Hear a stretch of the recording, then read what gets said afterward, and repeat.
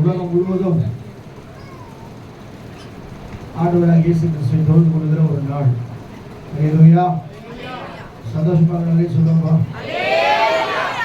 முன்னாள் தூக்கமாக இருந்தது இல்லை, என்றைக்கும் ஆண்டு சந்தோஷப்படுத்த. லூக்கா சுவிசேஷம் 24ஆம் அதிகாரத்தில் 1 வாசிக்கும் போது வேகமாக வாசிங்க. லூக்கா சுவிசேஷம் 24 வாரத்தின் முதல் நாள் ஞாயிற்றுக்கிழமை அதிகாலையில் கந்த வர்க்கங்களை அவர் எடுத்துக்கொண்டு வந்தார்கள்.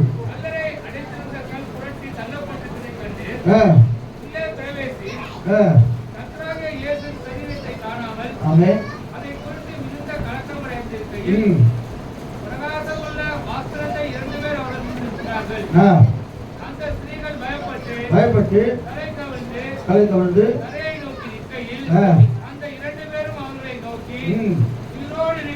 உயிரோடு இருக்கிறவரை நீங்கள் மரித்தோருக்கு தேடுகிறது என்ன?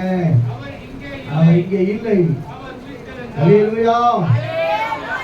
நம்முடைய ஆண்டவராகிய இயேசு கிறிஸ்து வாக்குத்தத்தத்தின்படியே அவர் சொன்னபடியே உயிர்த்தெழுந்தார். மார்க்கு சுவிசேஷத்தில் வாசிக்கும் போது தேவனுக்கு மகிமையுண்டாகட்டும் 16ஆம் அதிகாரத்தில் 6ஆம் வசனத்தை வாசிக்கும் போது வேதம் இப்படியாக சொல்கிறது. 16:6 அவர்களை நோக்கி பயப்படாதிருங்கள், சிலுவையிலே அறையப்பட்ட நசரேயனாகிய இயேசுவை தேடுகிறீர்கள். அவர் உயிர்த்தெழுந்தார், அவர் இங்கே இல்லை. போய்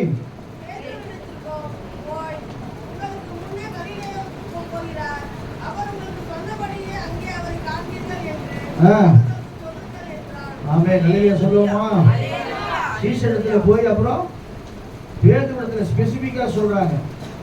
ஏன்னா அவர் தான் பிரதான அப்போஸ்தலனா இருக்கிறபடினால ஸ்பெசிபிக்கா சொல்றாங்க. அவர் இங்க இல்ல. அவர் என்ன செஞ்சிட்டாரு? அந்த சொல்றதை கேள்விப்பட்ட உடனே யாருமே நம்பலையா. டீச்சர் கூட யாருமே நம்பவே இல்லை. ஆனாலும் பேதுரு முதல்ல ஓடுறார். ஓடி உள்ள போய் புகுந்து பார்த்தா வெறும் அந்த துணிமணம் தான் இருக்கு, சரீரம் இல்லை. சந்தோஷப்பட்டு அவங்க வர வேளையில நீங்க லூக்காவில் வாசிக்கலாம். ஆண்டவர் அவரோட எம்மா ஒரு சிஷியரோட நடந்து போய் அந்த வார்த்தைகளை சொல்லிக்கொண்டே போகிறார். அப்பதான் அவங்க சொல்றாங்க, நம்முடைய இருதயம் பொழுது விட்டு இருந்து. நல்லா கவனிக்கிற கண்பான தேவ பிள்ளைங்க, இன்னைக்கு கிறிஸ்தவத்தில் ஒரு முக்கியமான ஒரு காரியம் என்னவென்று சொன்னால் உயிர்த்தெழுதல், ரெசரக்ஷன். அதாவது இந்த உலகத்திலே மரித்து அடக்கம் பண்ணப்பட்டு 3ஆம் நாள் உயிர்த்தெழுந்த கடவுள் யாருமே இந்த உலகத்தில் இல்லை. எல்லா அவதாரங்களும் வந்தது, இந்த பூமியில வாழ்ந்தது, மரித்து போனாங்க. அதுக்கப்புறம் அவங்களை பற்றி பேச்சே இல்லை. ஆனால் ஆண்டவராகிய இயேசு கிறிஸ்து மாத்திரமே நம்முடைய பாவங்களுக்காக, நம்முடைய மீறுதலுக்காக, நம்முடைய அக்கிரமங்களுக்காக சிலுவையிலே அறையப்பட்டு அவர் 3ஆம் நாள் உயிர்த்தெழுந்தார் சொல்லி வேதத்தில் வாசிக்கிறோம். இதுக்கு முன்னாடி அநேக சம்பவங்கள் அவர் சொல்லிக்கொண்டே வரார். நிறைய காரியங்கள் இந்த 3 நாளைக்குள்ள இந்த சரத்தை நான் இந்த ஆலயத்தை நான் கட்டுவேன்றாரு. அப்படி சொல்லி கொண்டு வரும்போது ஒரு சம்பவத்தை எனக்கு ஞாபகம் வருது. யோவான் சுவிசேஷம் 16ஆம் அதிகாரத்தில் 23, 24, 25 வாசிக்கும் போது தேவனுக்கு மகிமை உண்டாகும். இயேசு அவரை நோக்கி, உன் சகோதரன் அதற்கு மார்த்தாள், உயிர்த்தெழுதல் நடக்கும் கடைசி நாளில் என்று அறிந்திருக்கிறேன் என்றார். இயேசு நோக்கி, நானே உயிர்த்தெழுதலும் ஜீவனுமாய் இருக்கிறேன், என்னை விசுவாசிக்கிறவன் சொல்லுவா. அவளுக்கு தெரியும் இந்த சத்தியம். அது உயிர்த்தெழுதல் ஒரு நாள் வரும்போது அந்த நேரத்தில் அவர் தானா எழுந்திருப்பான் என் சகோதரன் சொல்றாங்க. ஆனா ஆண்டவர் சொல்றாரு, ஏன்னா நல்லா கவனிங்க, மரணத்தின் சங்கிலிகள் பிரிக்கும்படியாக, ஏன்னா எல்லாத்துக்கும் அதிகாரம் கர்த்தர் அவர்கள் தான் கொடுத்திருந்தார். அல்லேலூயா சொல்லுவா. மரணத்தை ஜெயித்தவர், பாதாளத்தை ஜெயித்தவர், எல்லாவற்றையும் ஜெயித்தவர் நம்முடைய ஆண்டவராகிய இயேசு கிறிஸ்து மாத்திரமே. அதனாலதான் மரிக்க போய் ஆத்மாவிலே மரித்து கிடக்கிற மனுஷன் இயேசு கிறிஸ்துவை விசுவாசிக்கும் போது அவர் அவனை உயிர்ப்பிக்கிற தேவனாக இருக்கிறார். அல்லேலூயா சொல்லுவோமா? சங்கீத புஸ்தகத்தில் 71ஆம் சங்கீதம் 10ஆம் வசனத்தை வாசிக்கும் போது சில வசனங்கள் நான் கடந்து போக விரும்புகிறேன். 71:10 வாசிக்கும் போது, என் சத்துருக்களுக்கு விரோதமாய் எழும்பி அன்னி தேவன் அவனை கைவிட்டார், தேவனே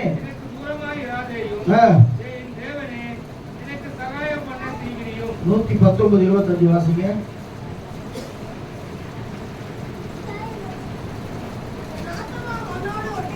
என் ஆத்துமா மண்ணோடு ஒட்டி கொண்டிருக்கிறது, வசனத்தின்படி என்னை உயிர்ப்பியோ. நல்லா கவனிங்க எனக்கு அன்பான தேவ பிள்ளையே.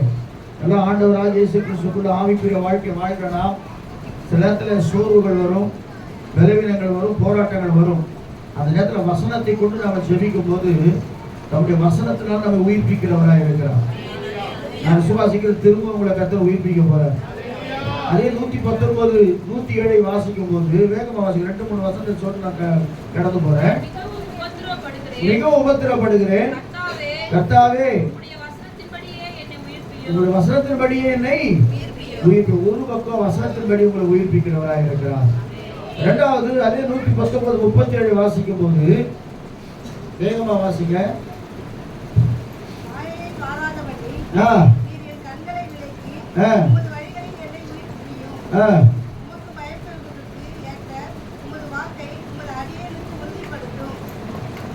ஸ்தோத்திரம், கர்த்தர் நல்லவராக இருக்கிறார். 149 வாசிங்க. 119 உம்முடைய கிருபையின்படி என் சத்தத்தை கேளும் கர்த்தாவே, என் நியாயத்தின்படி என்னை உயிர்ப்பியும். அவருடைய நியாயத்தின்படி கர்த்தர் நம்ம உயிர்ப்பிக்கிறவராக இருக்கிறார்.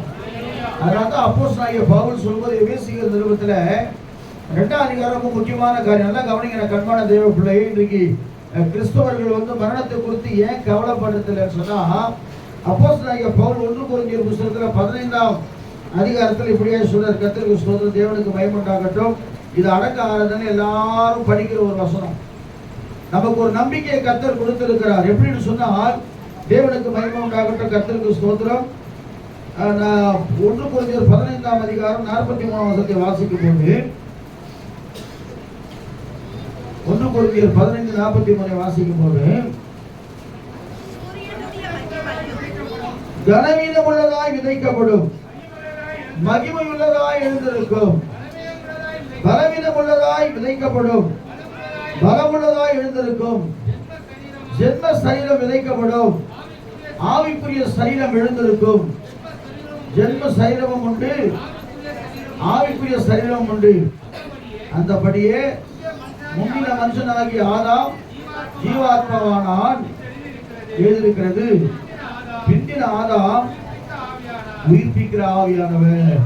கிறிஸ்துவை மரித்தோர்ந்து உயிர்ப்பித்த ஆவியானவர் சாவுக்கு ஏதுவான உங்கள் சரீரங்களை ஒரு உயிர்ப்பிப்பார் சொல்லுகிறது.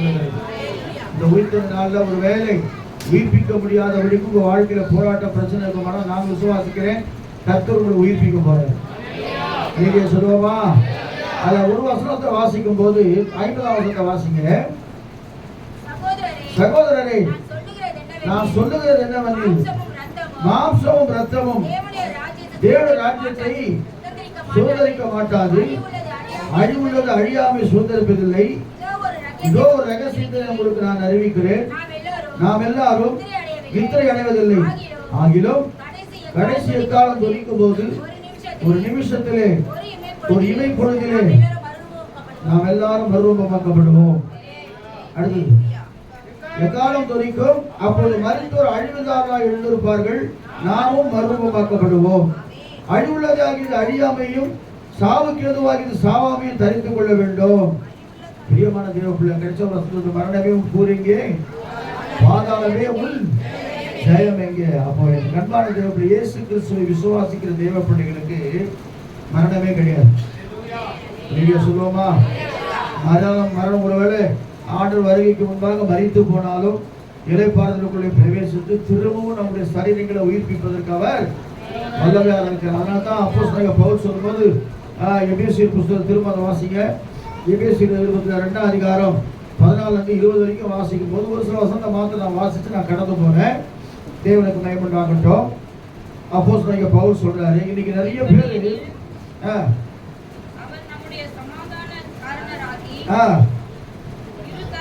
இதெல்லாம் உள்ளமா படிச்சீங்கன்னு சொன்னா வேகமா போக முடியாது. எப்படி எனில் அவரே நம்முடைய சமாதான காரணராகி இரு திறத்தாரையும் ஒன்றாக்கி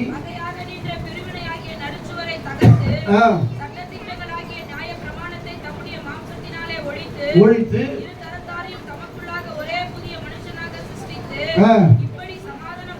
பண்ணி கொன்று ஒப்புரவாக்கினார். அல்லாமலும்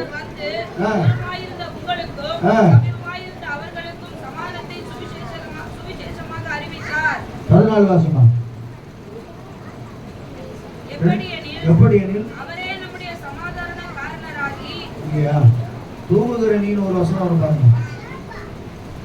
தூங்குகிற நீ மரித்தோரை விட்டு எழும்பு, அப்பொழுது கிறிஸ்து உன்னை பிரகாசிப்பார் என்று எழுதியிருக்கிறது. ஆதலால்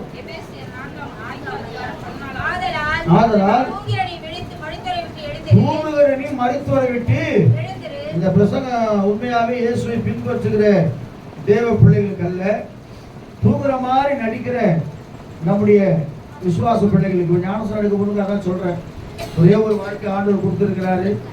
இந்த வாழ்க்கை கர்த்தருக்காக பயன்பட வேண்டும். சரியா சொல்லுவோமா?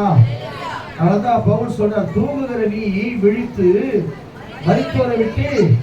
இன்னைக்கு ஆவிக்குரிய பிரகாரமாய் நம்முடைய மாம்சம் ஒரு பக்கம் உயிரோடு கூட இருந்தாலும் கூட நம்ம ஆத்துமாவிலே ஒரு மரித்து போன அனுபவம் காணப்படுகிறது. சில பேர் கேட்டு பாருங்க, இயேசுவை ஏற்றுக்கொள்கிற பிள்ளைகளுக்கு அவர் என்ன கொடுக்கிறாரு? நித்திய ஜீவன் கொடுக்கிறாரு, சமாதானம் கொடுக்கிறாரு, சந்தோஷம் கொடுக்கிறாரு, மகிழ்ச்சியை கொடுக்கிறாரு. நீங்க நிறைய பேர் யாரெல்லாம் துக்கமாக்குறீங்கன்னா இன்னைக்கு கூட கை தூக்கிட்டோம். பாதி பேர் தூக்கி யாரெல்லாம் துக்கமாக்குறீங்க கை தூக்கினா அப்போ பாதி கை தூக்கும். அப்ப என்னன்னா எவ்விதமா நீங்கள் கிறிஸ்துவை கற்றுக்கொள்ளவில்லை பைபிள்ல நிறைய சொல்லுவோமா? ஆனா அந்த கீழே உள்ள வசனத்தை வாசிக்கும் போது அப்போஸ்தலனாகிய பவுல் ரொம்ப அழகா தெளிவா சொல்றாரு. வாசிங்க அந்த வசனத்தை.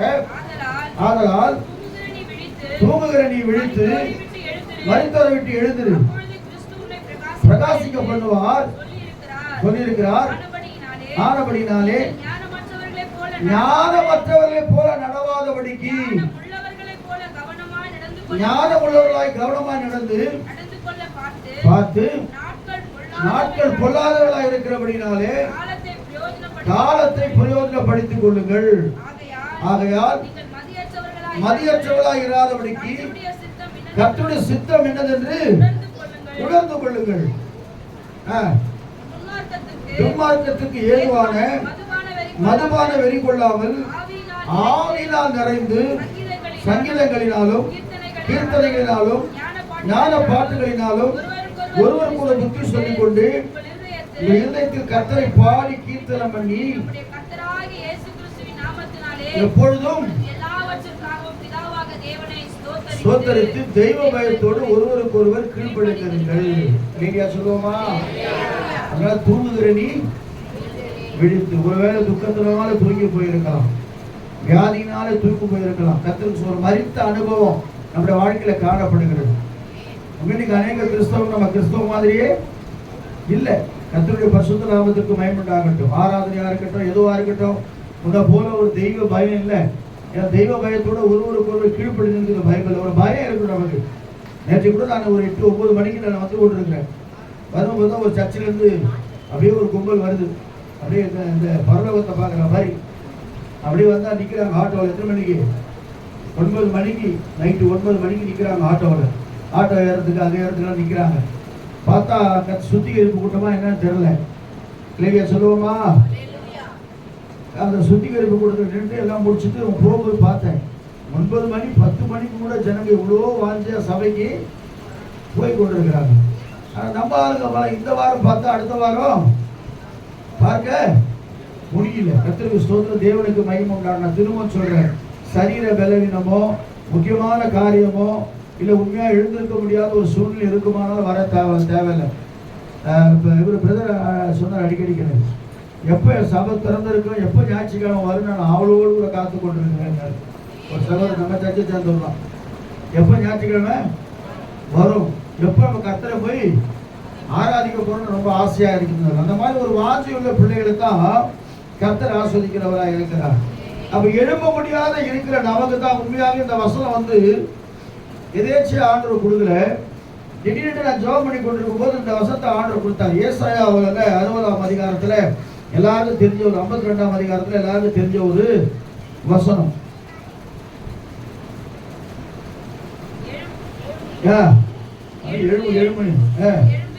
எழும்பு எழும்பு சீயோனே, உன் வல்லமையை தரித்துக்கொள், பரிசுத்த நகரமாகிய எருசலேமே, உன் அலங்கார வஸ்திரத்தை உடுத்திக்கொள், விருத்த சேதனம் இல்லாதவனும் அசுத்தனும் இனி இடத்துல வருவதில்லை. அல்லேலூயா சொல்லுவோமா? ஆண்டவர் நம்மளை பார்த்து சொல்றார், இந்த அருமையான ஈஸ்டர் பண்டிகையை சொல்றார், ஒரு வேளை எழும்ப முடியாதபடிக்கு நீ படுத்து கிடப்பா என்று சொன்னால் இந்த காலை வேளையில உன்னை பார்த்து சொல்றாரு, எழும்பு எழும்பு சீயோனே, உனக்கு கொடுத்திருக்கிற வல்லமை நீ தரித்துக்கொள். அல்லேலூயா சொல்லுவோமா? சீயோன்னா யாரை குறிக்குது?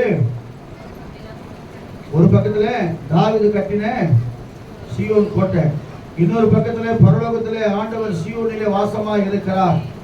இன்னொரு பக்கத்துல சீயோன் என்பது தேவன் நமக்குள்ள வாசம் பண்ணுகிறபடினா நாமே ஆவிக்குரிய சீயோனா இருக்கிறோம். அந்த சீயோனை பார்த்து ஆண்டவர் சொல்றாரு, எழும்பு எழும்பு சீயோனே, உன் வல்லமையை தரித்துக் கொள்ள. ஆல்ரெடி ஆண்டவர் நமக்கு வல்லமை, அபிஷேகம் எல்லாவற்றையும் கர்த்தர் கொடுத்திருக்கிறார்.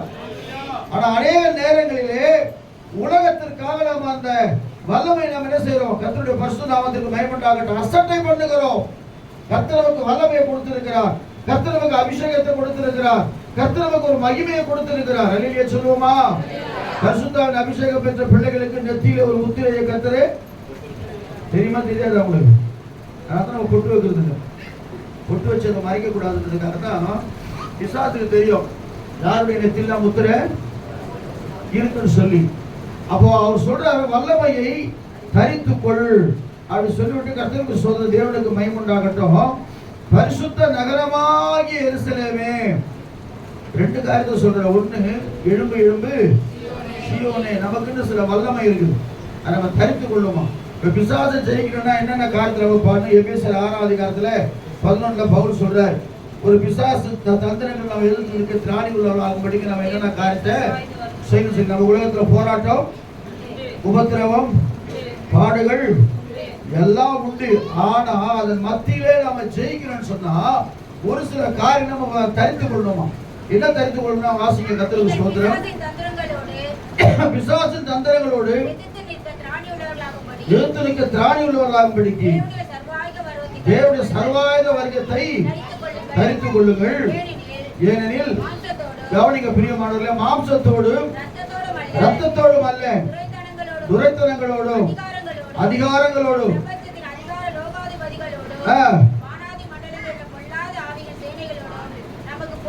போராட்டம் உண்டு. ஆகையால் தீங்கு நாளிலே அவனை எதிர்க்கவும் சகலத்தை செய்ய முடிக்கவும் நிற்கவும் திராணி உள்ளவர்களாகும்படிக்கு. ஆமா, சும்மா நீங்க பிசாசை ஜெயிக்க முடியாது. உங்களுக்குள்ள ஆயுதம் இருக்கணும். உங்களுக்கு வல்லமை கர்த்தர் கொடுத்திருக்கிறாரு. அதான் எழும்பு எழும்பு சீயோனான்றார். என்ன வல்லமையில தெரிந்து கொள்ள தெரியுமா? ஒரு பிசாசை இப்ப ஒரு படைக்கு போறான், ஒரு போருக்கு போறான், எப்படி சும்மா போயிடுவேனா? சண்டை நடந்தது இல்லையா? ஒயிட் அண்ட் ஒயிட்ல போயிடுவாங்களா சண்டைக்கு? எப்படி போவாங்க?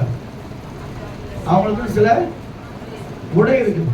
அந்த உடையை போட்டுக்கிட்டு என்னென்ன எடுத்துக்கணுமோ கையில எல்லாத்தையும் எடுத்துக்கிட்டு அதுக்கப்புறம் என்ன செய்வாங்க? போருக்கு போவாங்க. நீ சும்மா வெறுமையா போய் நான் பிசாசை ஜெயிக்கிறேன், பிசாசை ஜெயிக்கிறேன், பிசாசை ஜெயிக்கிறேன்னு சொன்னா ஒரே அடியில் அடிச்சு போடுவோம். அல்லேலூயா சொல்லுவோமா? நீ ஆண்டவர் சொல்றாரு, இந்த உயிர்த்தெழுந்த நாளிலே இந்த உயிர்த்தெழுந்த வல்லமை நீ தரித்துக் கொள்.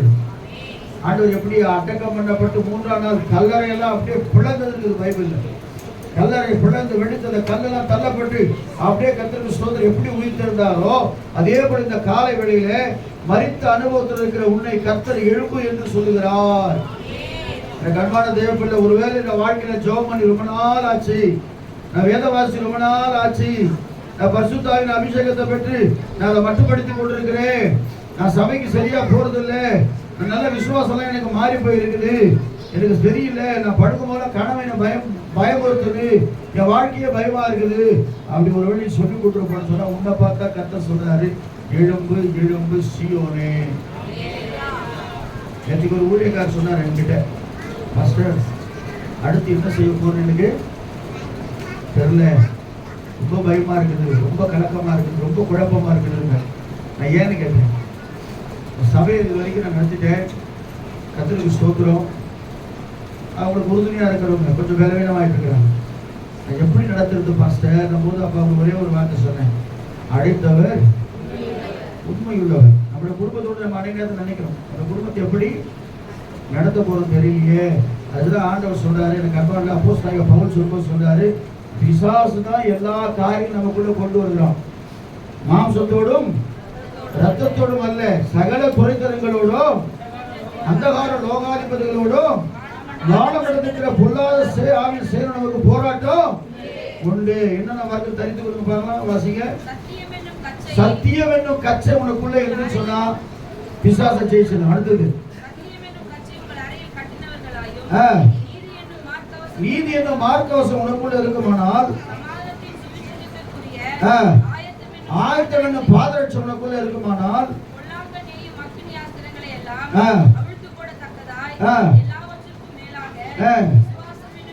விசுவாசம் என்னும் கேடகத்தை பிடித்துக் கொண்டவர்களாய் நில்லுங்கள். ரட்சணியம் என்னும் தலைச்சீராவையும் தேவ வசனமாகிய ஆவியின் பட்டயம் உனக்குள்ள எப்போது இருக்கணும். அல்லேலூயா சொல்லுவோமா? சும்மா வல்லமை தெரிந்து கொள்ள முடியாது.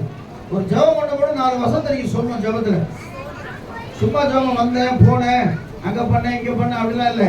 நீங்க ஜெபம் பண்ணும் போது உங்க வாயில் உள்ள ஒரு 4 வசனம் வெளியே வந்து விழணும். அப்பதான் அவங்களுக்கு அது பிரயோஜனமா இருக்கும். இல்லையா சொல்லுவோமா? துக்கமா வந்து உங்ககிட்ட ஜெபம் பண்ணுங்க சிஸ்டர் சொல்றாங்க, எப்படி பண்ணுவீங்க? ஒற்றையா சொல்றீங்களா? ஒரு வார்த்தை சொல்லணும் இல்ல. ஒரு சூரியன் நீ அஸ்தமிப்பதில்லை, ஒரு சந்திரன் நீ மறைவதில்லை, கர்த்தரே உனக்கு நித்திய வெளிச்சமாக இருப்பார், துக்க நாட்கள் முடிந்து போக கவலைப்படாதீங்கன்னா அந்த வசனம் போய் கிரியை செய்யும். அதான் ஆவியின் பட்டயமாகிய வசனத்தை எடுத்துக்கொண்டு நீங்கள் நில்லுங்கள் சொல்லி பவுல் சொல்றாரு. அறிவியா சொல்லுவோமா? சமாதானத்துக்கான ஆயத்தம் என்னும் அந்த பாதரட்சை, சமாதானத்தின் சுவிசேஷத்தை சொல்ல நீங்க ஆயத்தமா இருக்கணும். அறிவியா சொல்லுவோமா? எத்தனை பேர் நம்ம சுவிசேஷம் சொல்றது தெரியல, எத்தனை பேர் நம்ம பக்கத்துல வரவங்களுக்கு சுவிசேஷம் சொல்றது தெரியல, எத்தனை பேர் நம்ம வீடு தேடி வந்து சுவிசேஷம் சொல்றது தெரியல. ஆனா என் கண்பான தேவ பிள்ளை, இன்னைக்கு அந்த மரித்து போன அனுபவங்களை விட்டு கடந்து போகட்டும், ஒரு வல்லமையை தரித்துக் கொண்டு ஆண்டவருக்காக எழுப்பி பிரகாசிக்க வேண்டும் என்று கர்த்தர் விரும்புகிறார். அதான் சொல்ற, பரிசுத்த நகரமாகிய எருசலேமே, அவர் ஆண்டவர் எப்படி கூப்பிடுறாரு பாருங்க. முதல்ல சீயோனே என்றார், இரண்டாவது பரிசுத்த நகரமாகிய எருசலேமே உன் அலங்கார வஸ்திரத்தை. ஆமா, நிறைய உடைகள் பைபிள், அதை விட்டு பைபிள் ஸ்டடி மாதிரி ஆயிடும். ஃபார் எக்ஸாம்பிள் பாருங்க, நான் சங்கீதம் 45 அதிகாரத்தில் 14ஆம் வசனத்தை வாசிக்கும் போது வேதம் இப்படியா சொல்லுகிறது, தேவனுக்கு மகிமை உண்டாகட்டும். வாசிங்க. சங்கீதம் 45:14 வாசிக்கும் போது, பிரைஸ் தி லார்ட்,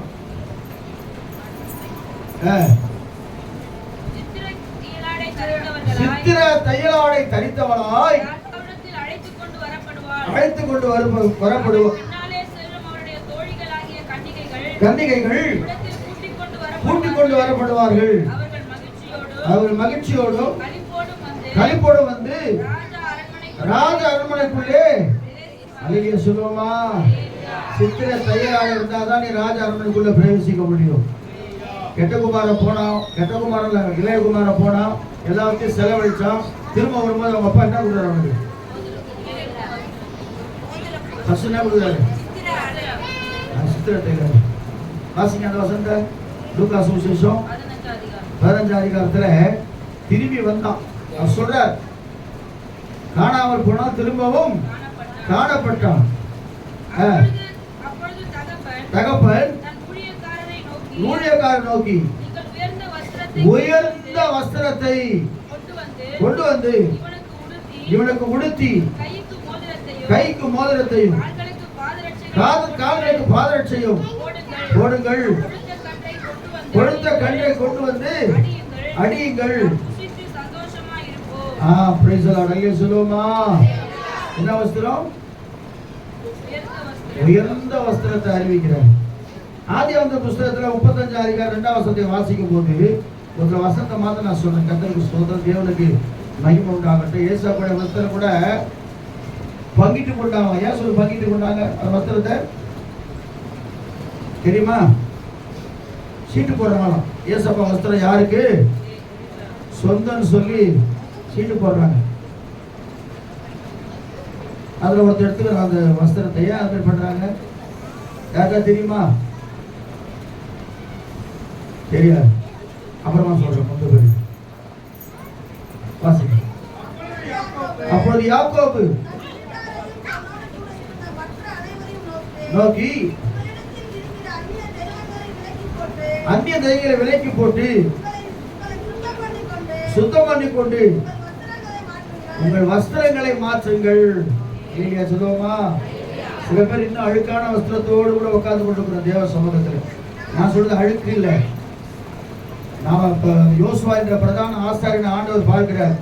அவன் அழுக்கு வஸ்திரம் தரித்தவனாய் தேவ சமூகத்திலே காணப்படுறான். உடனே சொல்றார், அவனுடைய வஸ்திரங்கள்லாம் செய்ய மாத்தி புதிய வஸ்திரத்தை அவனுக்கு கொடுங்க சொல்றார் ஆண்டவர். இல்லையா சொல்லுவோமா?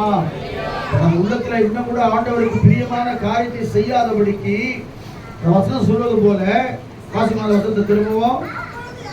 அப்பொழுது யாக்கோபு வீட்டாரையும்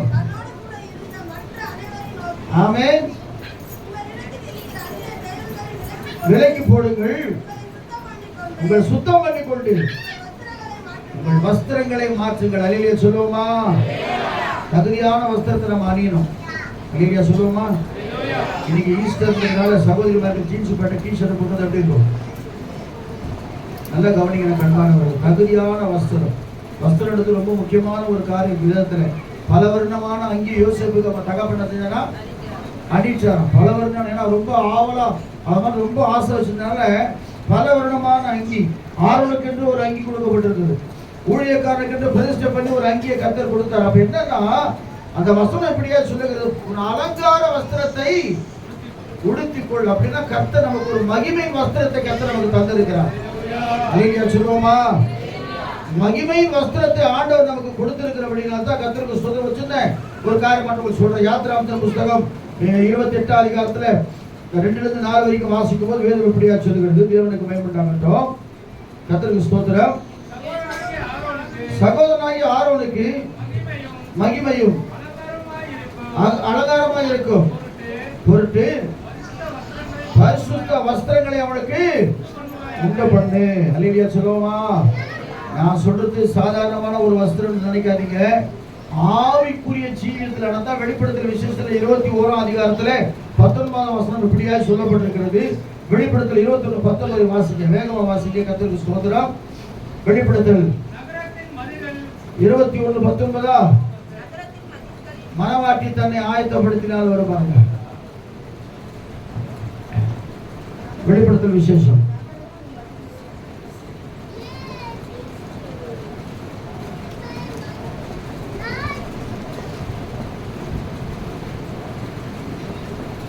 19ஆம் அதிகாரம் 19ஆம் அதிகாரம் 7ஆம் வசனத்தை வாசிங்க. நாம் சந்தோஷப்பட்டு களி கூறுவோம், அவருக்கு துதி செய்து கழுவோம். ஆயத்தம் பண்ணினால் கேட்டேன், சுத்தமும் பிரகாசமுமான மெல்லிய வஸ்திரம் தரித்துக் கொள்ளும்படி அவளுக்கு அளிக்கப்பட்டது. அந்த மெல்லிய வஸ்திரம் பரிசுத்தவான்களுடைய நீதிகளே. அல்லேலூயா சொல்லுவோமா? நாம செய்கிற நீதி தான் நம்ம பின்னாடி வரும். நம்ம செய்கிற கிரியை தான் நம்ம பின்னாடி வரும். அதான் ஆண்டவர் சொல்ற, இது நான் சீக்கிரமாய் வருகிறேன். எப்போ அது நமக்கு கிடைக்குன்னு சொன்னா, ஏசாயா 40ஆம் அதிகாரத்துல 31ஆம் வசனத்தை வாசிக்கும் போது தேவ சமூகத்துல அமர்ந்து காத்திருந்து கர்த்தருக்கு ஸ்தோத்திர கிருபைகளை பெற்றுக்கொண்டு கர்த்தருக்காக எழும்பும் போதுதான் கர்த்தரை தருகிறவராக இருக்கிறார். ஐயா சொல்லுவோமா? ஞாயிற்றுக்கிழமை முடிந்து போகிறோம். எத்தனை பேர் தேவ சமூகத்தை உண்மையாய் தேடணும் தெரியாது. வாசிங்க 40ஆம் அதிகாரம் 31ஆம் வசனத்துல, கர்த்தருக்கு காத்திருக்கிறவர்களோ புதுபலன் அடைந்து கழுகுகளை போல செட்டைகளை அடித்து எழுப்புவார்கள், ஓடினாலும் இளைப்படையார்கள், நடந்தாலும் சோர்ந்து போவார்கள். அல்லேலூயா சொல்லுவோமா? இந்த மார்க்கு சுவிசேஷத்துல 10ஆம் அதிகாரத்துல 50ஆம் வசனம் நினைக்கிறேன். ஒரு மனுஷன் இருந்தான், கர்த்தருக்கு ஸ்தோத்திரம், ரொம்ப நாளா வியாதியஸ்தனா இருக்கிறான். கர்த்தர் அவனை பார்த்து விடுதலை கொடுக்கிறார். வாசிங்க அந்த வசனத்தை. மார்க்கு சுவிசேஷம். இயேசு அவனை நோக்கி, யாருங்க அது? யார் அது? இயேசு அவனை நோக்கிட்டார். யாரை பார்த்து சொல்றாரு?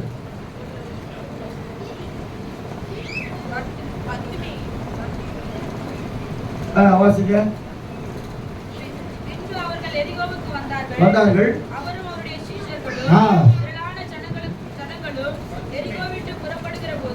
போது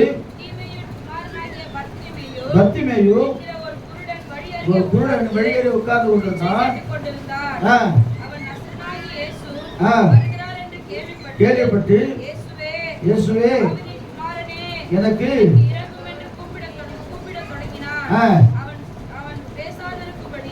அநேகர் அவனை அதட்டினார்கள். அவனோ தாவீதின் குமாரனே எனக்கு இரங்கும் என்று முன்னிலும் அதிகமாய் கூப்பிட்டார். இயேசு நின்று அவனை அழைத்து வர சொன்னார். அவர்கள் அந்த குருடனை அழைத்து, திறன்கோள் எழுந்திரு, உன்னை அழைக்கிறார் என்றார்கள். உடனே அவன் தன் மேல் வஸ்திரத்தை எரிந்துவிட்டு எழுந்து இயேசுவிடத்தில் வந்தான். இயேசு அவனை நோக்கி, நான் உனக்கு என்ன செய்ய வேண்டும் என்றார். ஆண்டவரே, நான் பார்வையடைய வேண்டும்.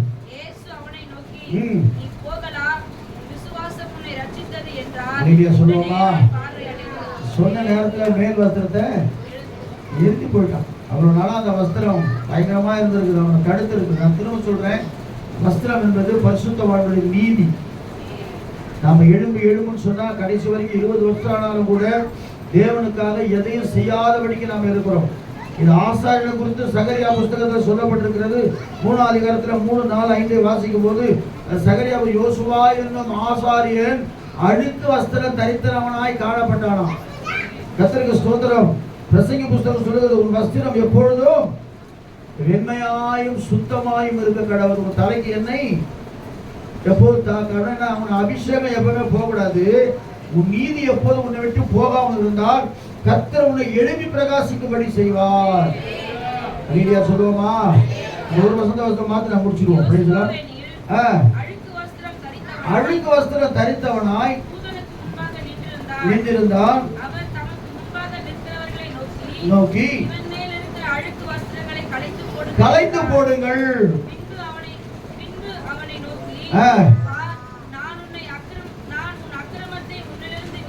அக்கிரமத்தை நீக்கி என்றார். கர்த்தர் இவ்வளவு காரியத்தை கர்த்தர் செய்யறார். ஏன்னா அழுக்கு வஸ்திரத்தை ஊழியம் செஞ்சிருப்ப நானே அழுக்கா இருந்தா உங்ககிட்ட இப்படி பேச முடியாது. நான் சொல்றேன், அழுக்குது துணியெல்லாம் துவைக்காம ஒரு 5 நாள் போடாம அப்படியே அழுக்கா போட்டு வந்து நிற்கிறது இல்லை. நீதி அழுக்கான கந்தையெல்லாம் பவுல் சொல்றாரு. நீதி எல்லாம் அழுக்கான கந்தையா இருக்கிறது. அதான் சொல்லிட்டாரு, தரித்துக்கொள், விருத்த சேதனம் இல்லாதவனும் அசுத்தனும் உள்ளத்துல வருவதில்லை. விருத்த சேதனம் இல்லாதவன் என்று சொன்னா என்ன அர்த்தம்? முஸ்லிம்ஸ் என்ன பண்ணுவாங்க? சுன்னத்து கண்டிப்பா பண்ணணும். அதே போல பழைய ஏற்பாட்டு காலத்துல அந்த காரியம் இருந்துச்சு. ஆனா புதிய ஏற்பாடுல அதெல்லாம் கிடையவே கிடையாது. இருதயத்துல விருத்த சேதனம் பண்ணப்படணுமா? அல்லேலூயா சொல்லுவோமா? இருதயத்திலே விருத்த சேதனம் பண்ணப்படணும். என்ன சொல்லுமா? நான் செய்கிறது பாவம், நான் செய்கிறது அக்கிரமம், நான் செய்கிறது ஆண்டவருக்கு பிரியமில்லாத காரியம் என்று சொல்லி தேவ சமூகத்திலே ஆவியானவர் எச்சரிக்கும் போது நம்முடைய இருதயம் விருத்த சேதனம் பண்ணப்பட்டு ஆண்டவருக்கு பிரியமுள்ள பிள்ளையாய் மாற வேண்டும். அப்பதான் எழுப்ப முடியும். இல்லைன்னா நம்ம பாவத்தில் அப்படியே தான் கிடப்போம், நம்ம விருதில் அப்படியே தான் இருப்போம். எவ்வளவு சத்தியம் கேட்டாலும் நமக்கு சத்தியம் இந்த காதில் வாங்கி அந்த காதில் போயிடும். இன்னும் கூட நான் திரும்ப சொல்றேன், சபையில் இவ்வளவு பேர் நம்ம உட்கார்ந்து கொண்டிருக்கிறோம், எத்தனை பேர் ஒழுங்கு கிரமமா ஜெபிக்கிறான்னு சொல்லி நமக்கு தெரியவே தெரியாது. எத்தனை பேர் சினிமா பார்க்கறது நமக்கு தெரியாது. எத்தனை பேர் துன்மார்க்கமான காரியத்தை செய்யணும்னு சொல்லி நமக்கு தெரியுது. ஆனா கர்த்தர் எல்லாவற்றையும் அறிந்திருக்கிறார். நான் உயிர்த்தெழுதல் பிரசங்கத்தை ஏன் எடுக்கலன்னு சொன்னா நமக்கு எல்லாருக்கும் தெரியும். இயேசு மரித்தார், அடக்க மாட்டார், என் பாவத்திற்காக அடக்கம் பண்ண மட்டும் 3ஆம் நாள் உயிர்த்தெழுந்தார். அது இல்ல ரெசரெக்ஷன். நம்முடைய ஆவிக்குரிய வாழ்க்கையிலே பாதாளத்தில் கிடந்த நம்மை மேல உயர்த்தி கொண்டு வந்து அபிஷேகத்தை கொடுத்து வல்லமையை கொடுத்து நம்முடைய பிள்ளையாய் தெரிந்து கொண்ட நாம் இன்றைக்கு எப்படி இருக்கிறோம்? எழுப்பி இருக்கிறோமா, இல்ல அப்படியே அடக்கம் பண்ணப்பட்ட அனுபவத்துக்குள்ள இருக்கிறோமா? ஒரு கிறிஸ்தவன்னா டைம் பாம் மாதிரி என்ன போட்ட உடனே கண்ணி வெடி மாதிரி இருக்கணும், நிறுத்த உடனே பற்று வெடிக்கணும். அந்த அளவுக்கு ஒரு அதாவது சொல்றது, அந்த அளவுக்கு ஒரு ஃபயரோடு கூட நம்ம காணப்படணும். கிறிஸ்தவன் சொல்லும் போது அந்த அளவுக்கு நமக்குள்ள ஒரு வல்லமயம் நமக்குள்ள இருக்கணும், ஒரு அபிஷேகம் நமக்குள்ள இருக்கணும். எப்பவும் விழித்திருந்து ஜெபிக்கிற தேவ பிள்ளைகளாய் காணப்பட வேண்டும். அப்பதான் நம்ம எழுதி பிரகாசிக்க முடியும். இல்லைன்னா 50 வருஷம் ஆனாலும் கூட அப்படியே தான் சபைக்கு வந்து கொண்டிருப்போம், அப்படியே தான் போய் கொண்டிருப்போம். இன்னைக்கு ஒரு தீர்மானம் பண்ணுவோம், ஆண்டவரே மரித்து கிடக்கிற அனுபவத்தை மாற்றி போடுங்க. விருத்த சேதனம் இல்லாதவனோ அசுத்தனோ வரவே கூடாது, அசுத்தமான காரியங்களுக்குள்ள வரவே கூடாது. வெளிப்படுத்தல் விசேஷத்துல போடப்பட்டிருக்கிறது, கீட்டுள்ளதோ அருவருப்பானதும் அதுக்குள்ள பிரவேசிப்பது இல்லை. ஏன்னா ஆவியானவர் ஆட்டுக்குட்டியானவரே அதற்கு விளக்கா இருக்கிறார். அந்த நகரத்துக்குள்ள நீ போகணும்னா, கிராஸ் பண்ணி போகணும்னா அழுக்கு தீட்டு இதெல்லாம் நம்ம வச்சுக்கிட்டு உள்ள போகவே முடியாது. பரலோக ராஜ்யம் சாதாரண காரியம் இல்லை. ஞானஸ்நானம் எடுத்து பரிசுத்தாவின் அபிஷேகத்தை பெற்ற உடனே இறந்த உடனே ஆண்டு நேரம் பரலோகத்துக்குள்ள அந்த நீதியின் கிரியை ஆண்டு சொன்னார், எழும்பு எழும்பு சீயோனே உன் வல்லமையை பரிசுத்த நகரமாய் கிறிஸ்துவே உன் அலங்கார வஸ்திரத்தை உடுத்திக்கொள். விருத்த சேதனம் இல்லாதவனும் அசுத்தனம் விட்டு வரதில்ல. எல்லா நீதி நம்ம செஞ்சாலும் கர்த்தர் நமக்கு நியமித்திருக்கிற அந்த ஓட்டத்தை ஜெயமாய் ஓடுபடி கிருபை செய்வோம். நீங்க சொல்லுவோமா? ஆண்டவர் பேசுற வார்த்தைகளை நம்ம என்ன கர்த்தரை ஸ்தோத்திரம் பண்ணுவோமா? ஒரு விஷயம் கூட கர்த்தர் நம்ம பலப்படுத்தும்படியா கர்த்தரை ஸ்தோத்திரம் பண்ணுவோமா? இந்த உயிர்த்தெழுந்த நாளில் அப்படி அவர் எப்படி எழுந்தாரோ அதே போல் நம்முடைய வாழ்க்கை எழுப்பி பிரகாசிக்கப்பட போகிறது. இன்றிலிருந்து ஒரு எழுப்புதல் நமக்குள்ள வரப்போகிறது. இன்றைக்கு நமக்கு ஜெபாவி நமக்குள்ள வரப்போகிறது. இதற்குள்ள பரிசுத்த நம்மை நிரப்ப போகிறார். இன்றைக்கு கர்த்தர் பெரிய அற்புதத்தோட வாழ்க்கையை செய்ய போகிறார். கர்த்தருக்காக எதையாவது செய்ய வேண்டும் என்று சொல்லக்கூடிய அந்த வாழ்க்கையை கர்த்தர் நமக்குள்ள தரப்போகிறார். நம்முடைய வல்லமை புறப்பட்டு போக போகிறது. எப்படி இயேசுடைய வஸ்திரத்தின் ஓரத்தை தொட்டாங்களோ, தொட்ட உடனே அவங்க சுகமானாங்க. வஸ்திரத்தின் கிட்ட வந்தாலே அவங்க சுகமாக போவாங்க. கிட்ட வரும்போது அவங்களுக்கு ஒரு மிராக்கிள் நடக்க போகிறது. கர்த்தர் பற்றி சொல்ல முடியாது. கர்த்தர் செய்ய போகிறார். ஒரே ஒரு காரியம், ஒரு அலங்கார வஸ்திரத்தை உடுத்திப்போம். விருத்த சேதனம் உனக்குள்ள பண்ணப்பட்டிருக்கணும். அது மாத்திரமல்ல, வேதம் சொல்லுகிறது, எழும்பு எழும்பு சீயோனே ஆண்டவர் சொல்றார். எழும்பி பிரகாசி, உன் ஒளி வந்தது, கர்த்தருடைய மகிமை உன்மேல் உதித்தது. அடுத்தது, இதோ இருள் பூமியையும் காரிருள் ஜனத்தையும் மூடுவோம், ஆனாலும் கர்த்தர் உண்மையில் உதிப்பார். சொல்லுவோமா? அவருக்கு என்ன சம்பவம் நடந்தாலும் கவலைப்படாதே. இருள் வந்து 3 நாளும் கவலைப்படாதே. காரில் வந்து 3 நாளும் கவலைப்படாதே. கர்த்தர் உண்மையில் உதிக்கிறவராக இருக்கிறார். எழுதி பிரகாசம் ஒளி வந்திருக்கிறது. எப்படி இயேசு கிறிஸ்து உயிர்த்ததுனால இன்னைக்கு நம்ம நினைவு கூறுகிறோமோ, இன்னைக்கு உயிர் தரும்படியா கர்த்தர் செய்ய போறார். நீங்க சொல்லுவோமா? ஒரே ஒரு வரியை பாடுவோமா? அந்த வரியை பாடும்போதே கர்த்தருக்கு ஸ்தோத்திரம். நம்ம எல்லாம் முழங்கால் படிடுவோம். மரித்த இயேசு உயிர்த்து விட்டார், அல்லேலூயா. மன்னன் இயேசு ஜீவிக்கிறார், அல்லேலூயா. மரித்த இயேசு உயிர்த்து விட்டார், அல்லேலூயா. அல்லேலூயா ஜீவிக்கிறார். சொல்லுவோம். அல்லேலூயா